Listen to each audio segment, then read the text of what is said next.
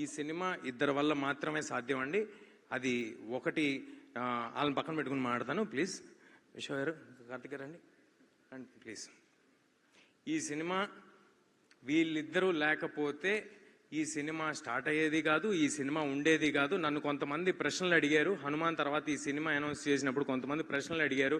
కార్తిక్ గారి ముందు సినిమా సరిగ్గా పర్ఫామ్ చేయలేదు, మరి దాని సంగతి ఏంటి అని. దాని తర్వాత ఈ సినిమా ప్రమోషన్స్లో కూడా నన్ను కొంతమంది అడిగారు. నేను ఒక మాట అన్నారు, I want to say this.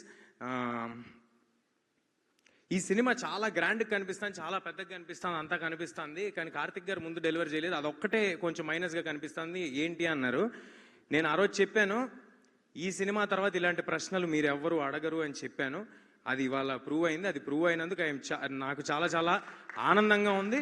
మరొక విషయం ఏంటంటే, ఈ సినిమా పెద్దగా కనిపిస్తుంది, ఈ సినిమాలో కార్తిక్ గారు ఇది అంటే నాకు తనే ఇన్సెప్షన్, తనే సినిమా, తనున్నాడు కాబట్టే సినిమా. అది డైరెక్టర్, అది ఈ డైరెక్టరే కాదు, ఏ సినిమా అయినా డైరెక్టర్ ఉంటేనే సినిమా ఉంటుంది, డైరెక్టర్ ఉంటేనే మా ఆర్టిస్టులు ఉంటాం, డైరెక్టర్ ఉంటేనే ఇండస్ట్రీ నడుస్తూ ఉంటుంది. అదేవిధంగా మా వెనకాల నుంచి ఒక పిల్లర్ ఆఫ్ సపోర్ట్ లాగా, ఒక ఎమోషనల్ సపోర్ట్ లాగా విశ్వ గారు. I'm very very thankful for the opportunity sir. I think we have delivered big. And మీ నమ్మకాన్ని నిలబెట్టుకున్నందుకు, మీరు మా మీద పెట్టుకున్న నమ్మకాన్ని మేము నిలబెట్టుకున్నందుకు నాకు చాలా ఆనందంగా ఉంది సార్.